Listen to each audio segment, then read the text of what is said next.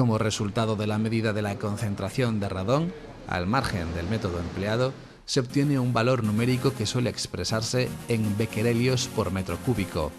siendo el bequerelio una unidad típica utilizada en radiactividad equivalente a una desintegración por segundo. A partir de las concentraciones medidas y aplicando factores de conversión apropiados, es posible calcular las dosis recibidas como consecuencia de la presencia de radón en el aire. En el campo de la radiactividad, la dosis que se mide en milisievert es la magnitud que tiene en cuenta no solo características físicas de la radiación que se recibe, sino también el daño biológico derivado de la misma. A lo largo de un año, no solamente el gas radón contribuye a la dosis que recibimos como consecuencia de vivir en nuestro planeta Tierra. También estamos sometidos a la radiación externa procedente de los suelos y materiales de construcción, a la radiación cósmica y a la irradiación interna debida fundamentalmente al potasio radiactivo que forma parte de nuestro organismo. Todas estas son fuentes naturales de radiación.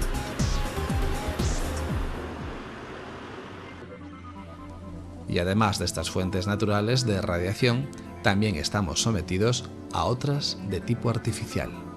La más importante de ellas es la debida a la realización de exámenes médicos tales como radiografías, gammagrafías y otros de naturaleza radiológica.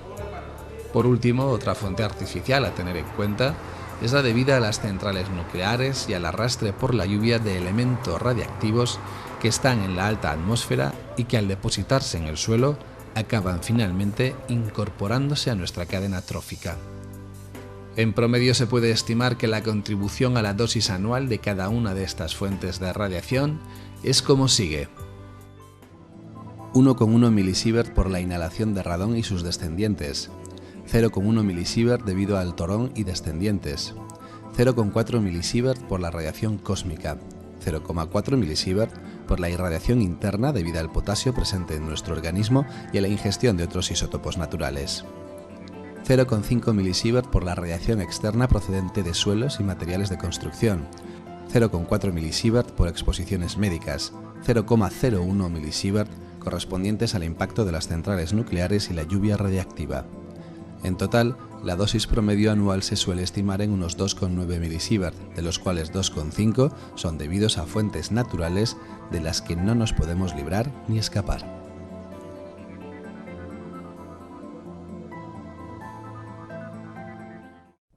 Por supuesto, los valores de dosis citados anteriormente se corresponden con una situación promedio. Si los niveles de radón en la vivienda que vivimos son elevados, no realizamos muchas radiografías, vivimos en zonas a gran altitud o con altas concentraciones de elementos radiactivos en los suelos o en los materiales de construcción, la dosis recibida será considerablemente mayor. Lo mismo nos ocurrirá si nuestro trabajo se desarrolla en ambientes con altos niveles de radiación natural, como por ejemplo en minas, aviones, cuevas o balnearios. A la vista de estos datos, la cuestión que se plantea evidentemente es decidir cuál es la dosis por debajo de la que podemos considerarnos seguros desde un punto de vista radiológico. La comunidad científica no tiene hasta el momento presente una respuesta plenamente satisfactoria al respecto, disponiendo no obstante de datos experimentales actualmente en estudio. A principios de la década de los 30 aparecieron los primeros trabajos publicados confirmando la sospecha, que hasta entonces se tenía, de que los mineros de uranio padecían con mayor frecuencia que la población general la enfermedad del pulmón. Había relación entre la enfermedad y el elevado contenido en radiactividad, tanto en el aire como en las aguas de dichas minas. Con el desarrollo de esta minería, a partir de la Segunda Guerra Mundial, se iniciaron estudios epidemiológicos que han supuesto un seguimiento de poblaciones de mineros a lo largo de muchos años en distintas partes del mundo. Entre los más importantes se encuentra el llevado a cabo en Colorado, Estados Unidos, durante las décadas de los 60, 70 y 80,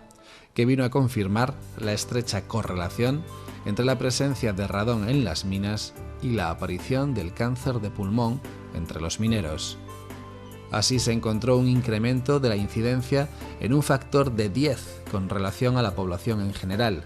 que pasaba a ser de 30 cuando a la exposición al radón se le añadía el factor del tabaco. En todos los casos, las dosis recibidas por los mineros eran del orden de cientos de milisievert por año, muy superiores a los 20 milisievert por año recomendados para esta actividad actualmente por los organismos internacionales.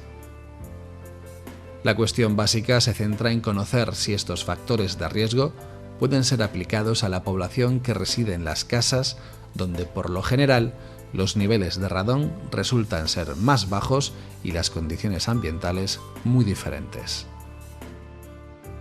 Trabajos científicos recientemente publicados que recogen datos correspondientes a distintos estudios epidemiológicos parecen no solo confirmar la hipótesis, sino que además la Organización Mundial de la Salud viene a confirmar este hecho tras 3 años de intensos estudios a través del International Radon Project, en el que han participado investigadores de más de 30 países. La OMS propone en un documento oficial niveles para el radón en viviendas inferiores a los existentes propuestos por la Unión Europea. Y es que si bien el mayor responsable de la existencia del cáncer de pulmón es el tabaco, la presencia del gas radón en las viviendas viene a justificar entre un 3 y un 14% del total de casos. En este mismo sentido, la Comisión Internacional de Protección Radiológica ha alertado en su última reunión, celebrada en noviembre de 2009, acerca de la importancia del gas radón en la dosis recibida por la población, proponiendo una reducción de los niveles de dicho gas en viviendas con relación a los que proponía en sus publicaciones 39 y 65, que hasta el momento presente habían sido tomados como referencia.